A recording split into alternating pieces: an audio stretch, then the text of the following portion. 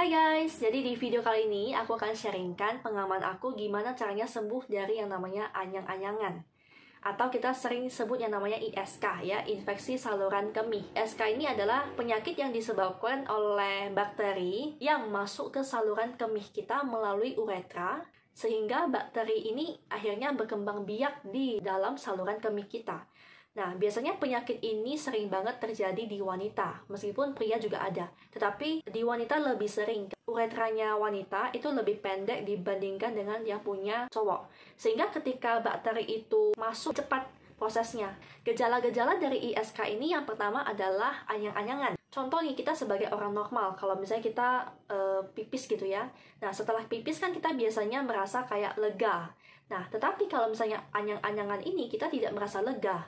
Setelah buang air kecil itu, kita merasa seperti ada yang ganjel, tidak tuntas. Ya, akhirnya kita bolak-balik ke kamar mandi. Padahal yang keluar itu hanya sedikit. Ada juga yang katanya keluar darah, yang katanya nyeri saat BAK gitu. Ada juga yang tidak keluar sama sekali. Kedua, kalau misalnya sudah parah, biasanya akan demam, menggigil, mual, dan juga muntah. Nah, ini menandakan bahwa bakterinya itu sudah masuk ke ginjalnya kita, sehingga reaksinya seperti itu ya teman-teman. Misalnya hari ini kita masih di tahap yang anyang-anyangan, harus segera obati teman-teman, sehingga tidak sampai ke ISK yang lebih parah lagi. Lalu apa sih penyebab dari infeksi saluran kemih? Suka yang namanya nahan kencing. Mau pipis nih, udah kebelet, tapi masih ada kerjaan. Kita mikir, oh selesaikan dulu lah, kencing nanti aja gak apa-apa. Jadi ini membuat saya satu pelajaran yang berharga. Ketika kita mau kencing itu jangan kita tunda, tapi kita keluarkan dulu. Karena kalau misalnya kita tunda,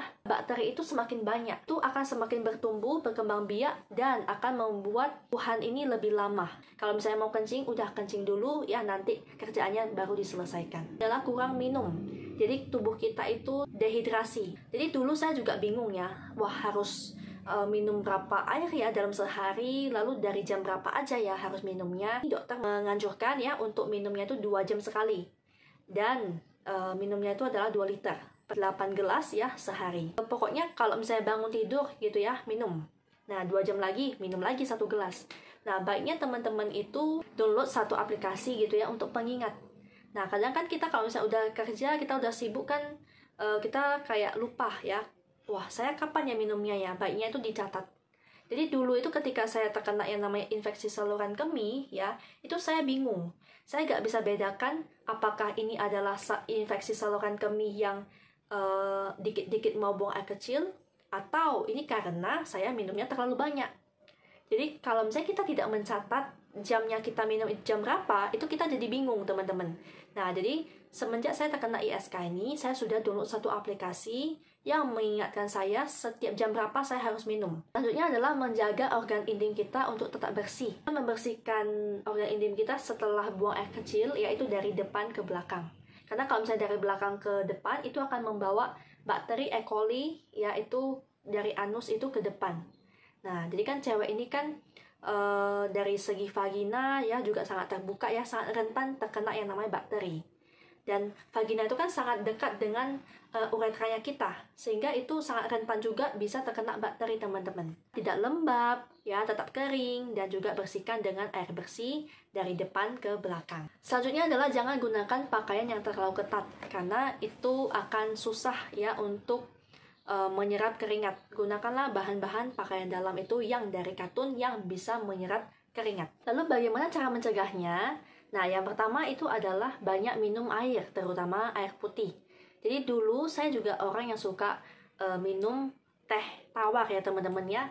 Tetapi ternyata teh itu bersifat uretrik, artinya memicu kita untuk kencing. Jadi saya semenjak terkena ISK ini, saya kurangi teh. Ya, saya lebih banyak konsumsi air putih. Ya, memang air putih itu yang lebih baik ya dibandingkan dengan minuman-minuman yang lainnya. Karena dulu juga ketika saya terkena ISK, itu saya pernah konsumsi juga namanya daun kumis kucing, teman-teman.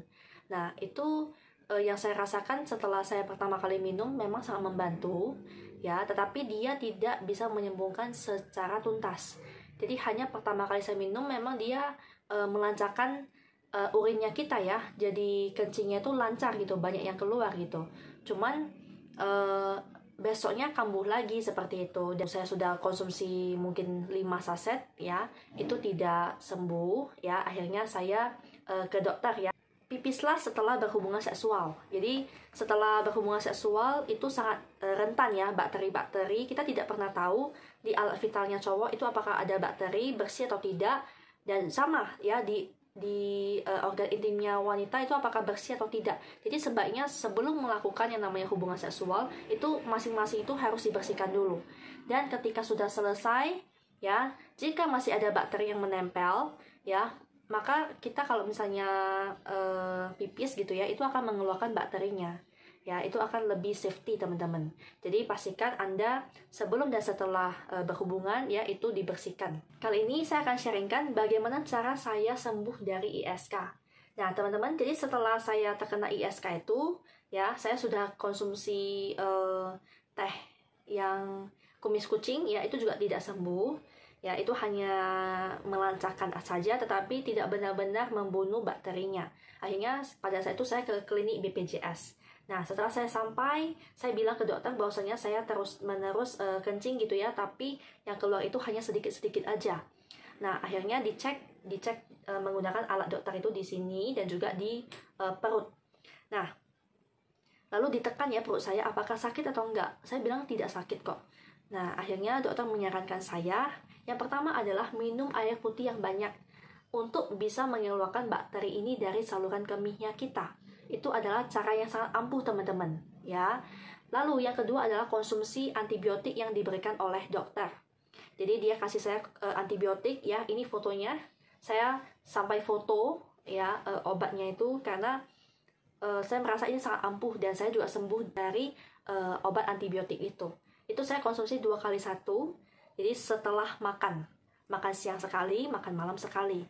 Akhirnya setelah kurang lebih saya konsumsi selama 7 hari, ya berarti kan 14 tablet ya, itu sembuh teman-teman. Jadi teman-teman bisa gunain cara aku juga, banyak minum air putih ya. Kalau bisa itu Anda tulis ya jam berapa Anda minum, atau Anda download satu aplikasi yang bisa mengingatkan Anda setiap 2 jam sekali untuk minum. Oke, dan minumnya itu yang lebih banyak ya. Jadi 1 hari itu kurang lebih 2 liter lah. Nah, kalau biasanya saya itu sekali minum itu kurang lebih 200 sampai 250 ml sekali minum teman-teman ya. Nah, jadi dengan cara seperti itu saya sembuh. Jadi tidak ada lagi namanya 15 menit sekali itu ke toilet, tidak ada lagi pipis itu merasa tidak tuntas, itu tidak ada lagi teman-teman ya. Jadi Anda bisa juga gunakan cara seperti saya. Oke, itu saja teman-teman video kali ini. Semoga Anda bisa segera sembuh. Jika teman-teman ada pertanyaan yang seputar anyang-anyangan ataupun ISK, infeksi saluran kemih, teman-teman boleh tulis di kolom komentar. Jika saya bisa jawab, akan saya jawab. Oke, sampai jumpa dan sukses selalu untuk kita semuanya. Dadah!